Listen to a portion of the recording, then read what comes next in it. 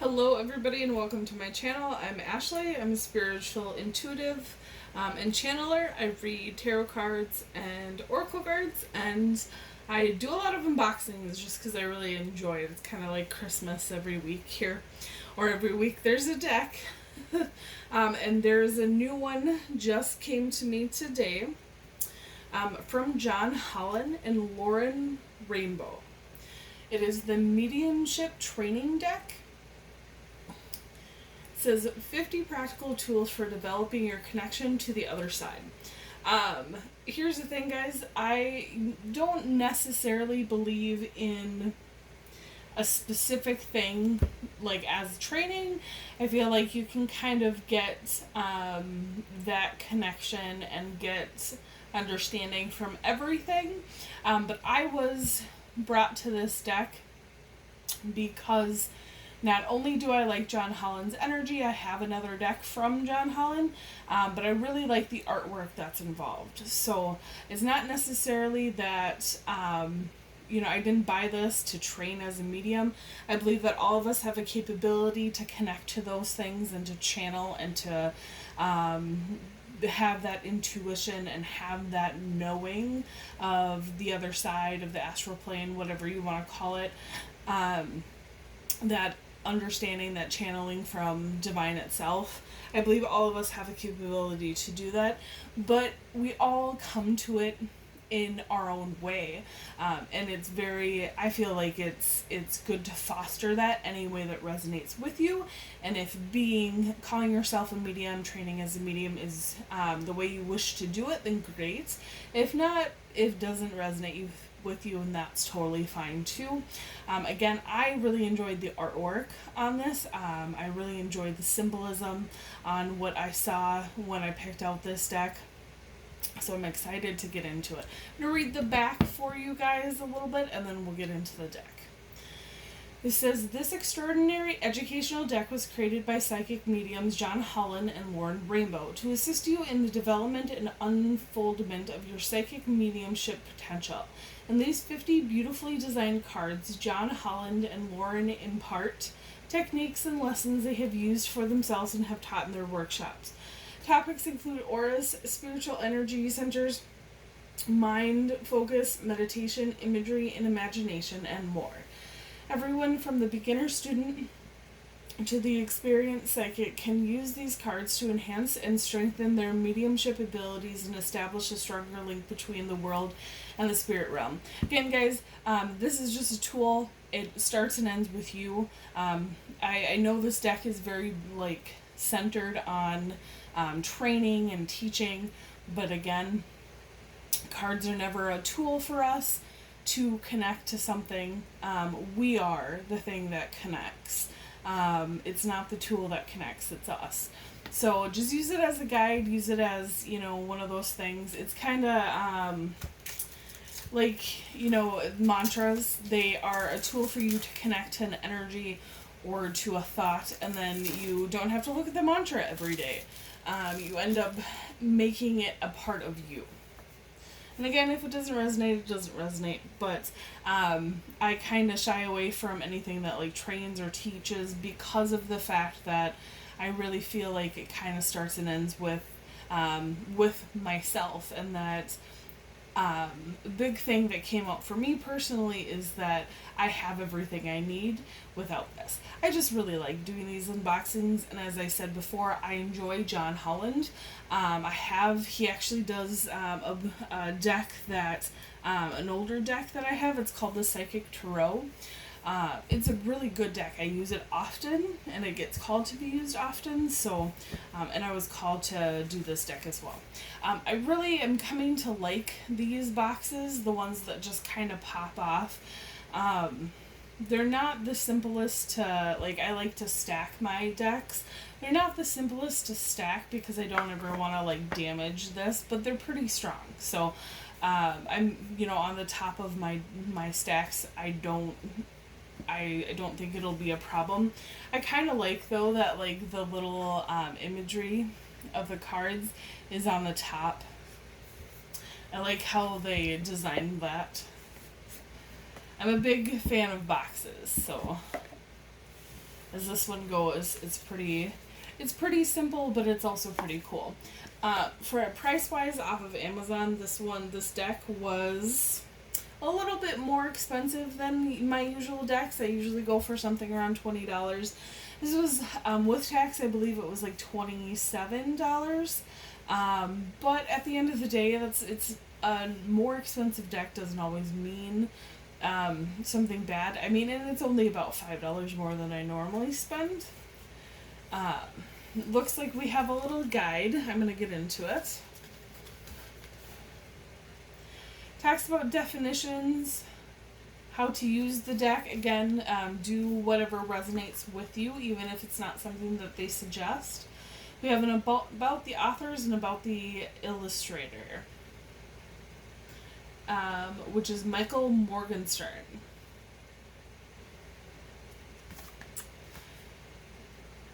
So, and just a little intro. Again, guys, if a lot of times I enjoy that, like, how to use the deck is in boxes, because if it's your first deck, or if it's your like, if you're new to decks, it's very helpful, but you don't always have to go that way. Or even somebody like me and other people on YouTube who've done them for years, sometimes I'll look through the spreads on intros, even though that one didn't have a spread, because it gives like a spread that was, you know, meant to be just specifically for that deck. There was one, I think it was a spellcasting deck that had a specific spread to it, and I really enjoyed using that in other avenues as well, not just for the spellcasting cards. So it looks like we have a training tool, and then we have information about it. It doesn't look like there's a specific backing to the cards, which I don't have many decks that way, quite honestly. I do close my eyes when I pick out cards, but I don't necessarily. I don't know, I enjoy a lot of the decks that have a backing that's the same, just for the pure fact that there's been reviews online where, like, people have said that, you know, when you don't have a backing and you shuffle them, it's kind of, you know, it feels like cheating. And for me, it's not necessarily that. It's just, like, I like to focus on something, so if I don't close my eyes when I'm shuffling, or when I'm doing them, I'm not distracted because I'm seeing things coming up when I'm shuffling. So this is definitely a deck I'll have to always close my eyes for it, and majority of the time I close my eyes for when I do readings, but it's just up to your personal preference, really, if you like a deck that has a backing or not. For me, I'm pretty chill, so I kind of like everything. I'm cool with everything. I only do decks that resonate with me and with my energy. That's why, you know, there might be a lot of decks out there in the world, but I only have a small portion of them. But decks like this usually don't call to me. But again, John Holland's energy is a really good energy. I've enjoyed his previous deck. I think he has more decks than that, but I picked up that one because it called to me as well. So it's, again, not a bad thing, guys, but it's just something to think about when you're choosing the decks for yourself. Alright, we're going to get into the cards. We have Animal Kingdom. And then again, it just talks about stuff in the back. And when we do the card pull at the end of this, I'll read the back of them for you. Be of service. Blending with spirit. And as always, guys, remember that if you want to do any good karma donations, that's down below. We have the breath. As well as if you wish to donate any decks, my wish list from Amazon is down below as well. We have calling cards from heaven. Clairaudience. I'm also doing a lot of other things kind of behind the scenes. Clairsentience. Clairvoyance. So if you wish to do any good karma donations to support those, like my trip to Europe, we have creating sacred space and getting more decks. I know September is a very big release month for decks. Creative expansion, divine nudges. So if you'd like to see those here on my channel, definitely go down below and donate the divine source. And if you'd like a reading from me instead of donation doesn't resonate with you, my information, my email, as well as my Etsy shop is down below for readings. We have energy scanning. We have ethical awareness. And then if you guys have any suggestions of evidence of spirit, kind of little known shops or experiences that are more esoteric in Europe, let me know, and I'll see if it's on my country itinerary, and if me and the friend that I'm going with can go there. We have finding stillness. These are absolutely beautiful pictures. We have flower power. Impression versus expression. Inspirational mediumship. And then remember, guys, we have intuitive walking. I did this, I started doing this just as a child.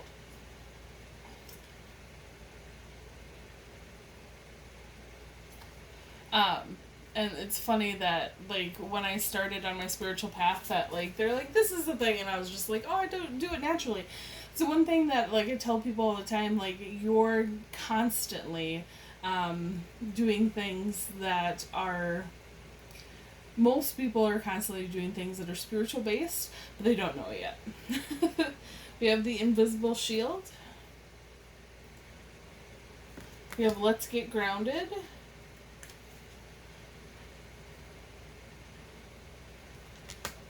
We have linking with spirits. If I can get it out.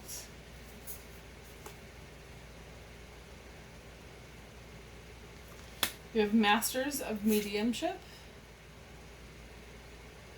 We have the medium's toolbox. Again, guys, you don't have to label yourself as a medium to enjoy these cards. We have messages from spirit. We have mind focus. We have moments of gratitude. We have nature's healing power.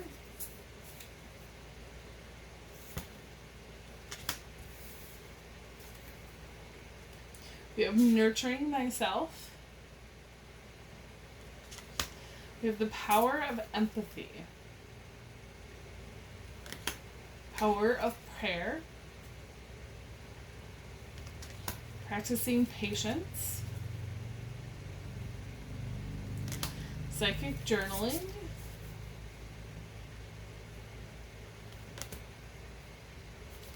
We have psychic touch.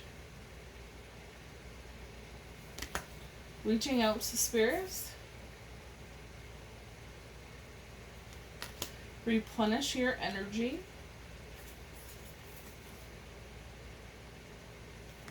The Rose meditation. Sitting in the power, or I would say sitting in your power, or the power of the divine, whichever you'd like. We have soul guidance. Soul connection. Spirit communication process.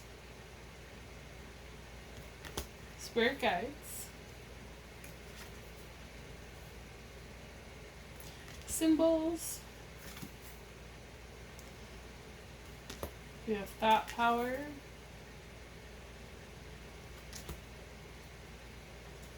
Time to heal. Trance dance. And we got the card that actually made me want to buy this deck. It was very resonated with me. We have the turn on switch. Beautiful card. Wheels of light. and the wonder of color. These cards are very thick and very sturdy. You could tell when I was going through them. I always talk about the smell because sometimes decks just smell nasty. This is not too smelly at all, which is nice. Most Hay Houses stuff doesn't have the super chemically processed smell to them.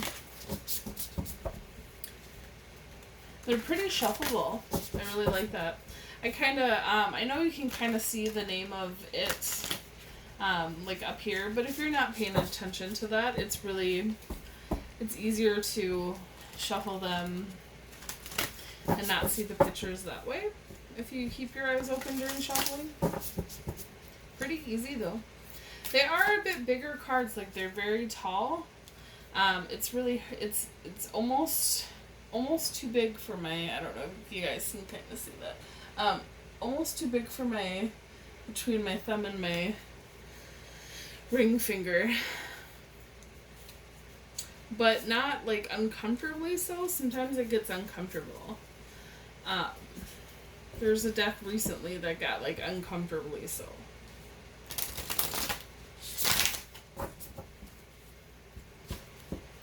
I think after a while I would get uncomfortable shuffling that way. But they seem to slide very well, but they're kind of sticking together. I don't know if sometimes that's a new thing, and sometimes it's just the finish of the cards thing. But they're pretty shuffleable to kind of get them apart, kind of the traditional way. But yeah, they're not as slick as other cards, but that's okay. Alright, let's get 2 cards to see what messages for people today.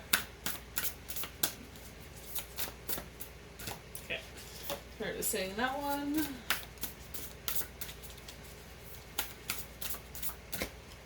Spirit is saying that one. Alright. So we have clairaudience. And then we have impression versus expression. Beautiful cards. I'm just going to read the back of them and see what Spirit has to say. If Spirit has anything to add on. It says, have you ever heard your name being called to you, called when no one is actually there? Does a particular song or piece of music play in your head unexpectedly? Do you sometimes hear what others are thinking? These can be indicators you have the ability of clairaudience. I just have to say, guys, and Spirit is very much adamant about this, just because you haven't had these does not mean that you can't ever be clairaudient.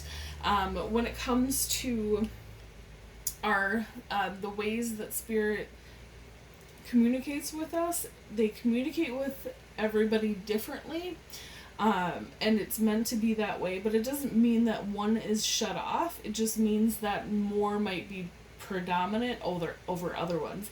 I know I get very much clairaudient, but it's always, for me, starts with an emotion, and then it goes to a vision, and then I hear things, I get the clairaudient, and then I can like feel and smell things.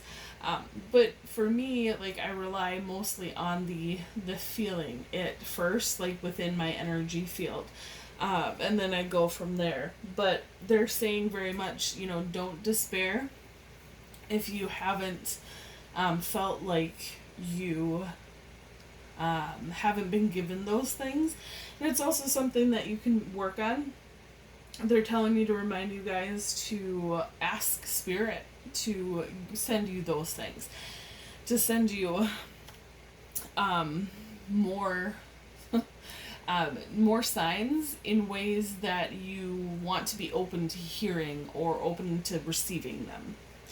Says it's the inner sense of hearing, the ability to hear names, dates, certain sayings, and yes, even songs and melodies. You may be receiving the information on a psychic or mediumistic level. Some people hear objectively, which is outside themselves. Others hear subjectively in their mind, as though as hearing messages in their own voice. Spirit is also saying that some people do both of them. Again, when Spirit communicates with you, you're meant to get it a certain way for certain reasons. Maybe because it's more clear that way. Maybe because it gives the reaction, or it spurs an action. The way it's meant to, coming in a certain way. On a mediumship level, when a medium is working with the ability of clairaudience, it can be very specific and quite remarkable to witness. The medium's inner hearing is so acute and receptive that they may verbalize everything they're being told by the spirit communicator. They're also saying that ego will talk to you in kind of that subjectively in your mind voice. So remember to differentiate between your own ego and what spirit's telling you. Next time you're outside, try this simple exercise. Relax and close your eyes. Try to really listen to the sounds that are far off in the distance, be it the traffic, children playing, birds singing, or just people talking. Use the power of thought to stretch your listening, and then focus your awareness on the sounds closest to you. Listen to all the sounds at once. This special exercise is meant to develop and strengthen the mediumship's inner sense of hearing. They're saying to do whatever resonates with you. If this practice doesn't resonate with you, that's okay. Sometimes when cards are pulled, it's not necessarily about what the authors talk about. It's definitely about the image and the feeling and the knowledge that is wanting to come out through spirit. So for those of you who watch this and are like, I don't really know if I want to do that, work out that, practice that clairaudience in a way that resonates with you. And there's many different ways to do that. It's easy to research it on the internet these days, and just do what's comfortable to you. It's one of those things that we're all students, but we're not all the same students. So whatever works for you is what is meant for you. We have impressions versus expression. There are multiple ways to receive information from spirit. It could be in words, images, or feelings, but how we relay or express the information back to the recipient must be carried out with due consideration and utmost care and sensitivity. Many mediums are taught that you should always give what you get when delivering a message. In a sense, that's true, but as mediums, we must honor that many people look at us to assist no matter how much time has passed since their loss. Always remember that while we must be open to any spiritual impression, we are responsible for conveying a sensitive expression. I disagree and agree with this. And Spirit is saying to explain that to you guys. Again, we need to do what resonates with us. And if Spirit is saying, give some tough love, give some tough love. When it comes to, grief and pain, there are ways to take what you're getting and put it in a package that is less shocking, restrictive, explosive than stuff they're showing me, the difference between the two, than stuff you could be getting. At the end of the day, it's really up to us as human beings to help out our fellow human being. And sometimes, I'm not saying, don't give them the information. I'm saying that sometimes it's important to take care of what package that information comes in.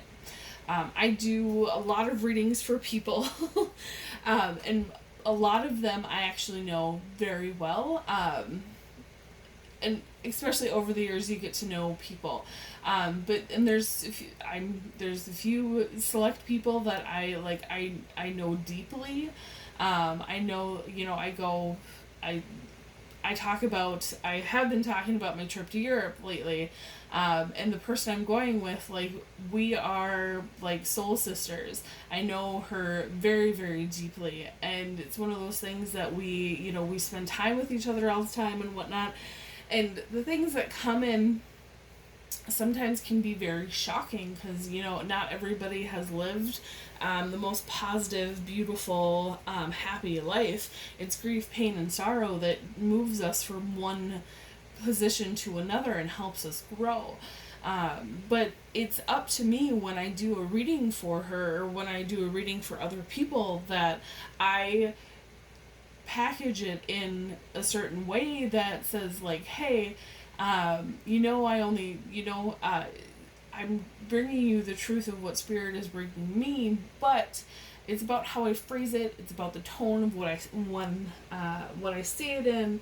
It's about the energy that I put out that, she resonates with, and she knows that I'm not saying things or doing things or bringing things to her attention out of malice or out of a dark place. So it's really up to you, especially when you're using your gifts for other people as well as yourself. When you're using your gifts for your self-healing, like, don't beat yourself up about the things that come in. Be very gentle. Be very loving with yourself and with other people.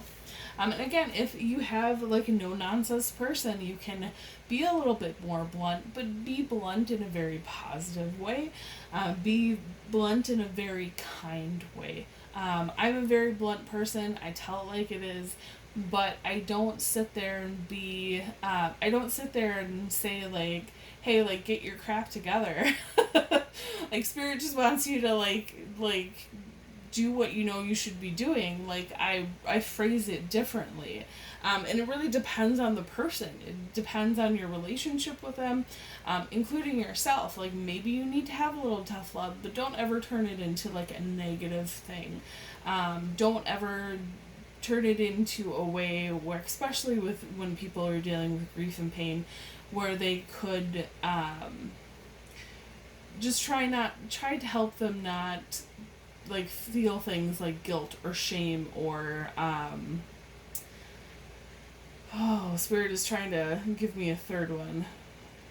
They're saying that just don't do it in a way that, like, they feel restricted in a negative way. So people pass over to the spirit world in a variety of ways from natural causes, unexpected illnesses, or other circumstances.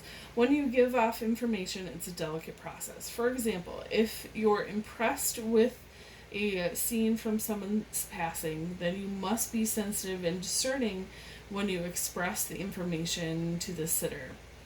It's possible they could be very emotional as they're still going through their bereavement process. They don't need to relive every detail of the experience again.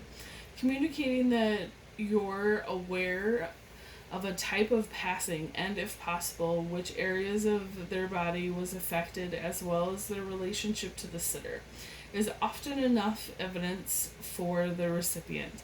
Be kind and compassionate, as having an inherent sensitive nature is always a great asset for any medium to possess. I think that's just general for anybody, as well as any, like, channelers, anybody who reads cards, anybody who brings information from spirits, from divine, into the world. And again, like, there's times to be blunt, but when it comes to grief, pain, especially after somebody's passing, and when you're dealing with that information from spirit, one of the most beautiful things that I have really come to the the amazing idea of, or not idea, but the amazing realization of, is the last few years, more spiritual things have become more accepted. Therefore, like, in our media, they have become more profound. So in TV shows and movie shows, or in movies, like that sort of thing, we've had more people do things that are more spiritual based. and accept more things that are spiritual based. And I can't remember the guides that I have keep on bringing up an image to me that I really enjoyed watching. I can't even remember if it was on a TV show or a movie show, but it was where a medium was talking to somebody that had a person that passed, and it wasn't like it wasn't like one of the reality show mediums. It was legit like Hollywoodized TV show or movie, and the spirit was saying something to this medium, and then this medium would relay the message to the person, but it was like it was filtered. They got the point across to the person in 3D, but the spirit that they were talking to like said more. And at first when this happened, like I became a little upset.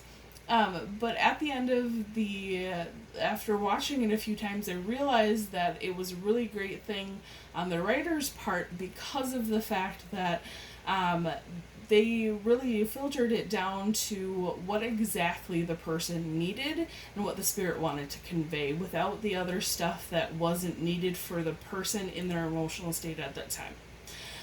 So beautiful messages from John Holland and Lauren Rainbow. I hope you guys enjoyed it, and I will see you again soon. Bye.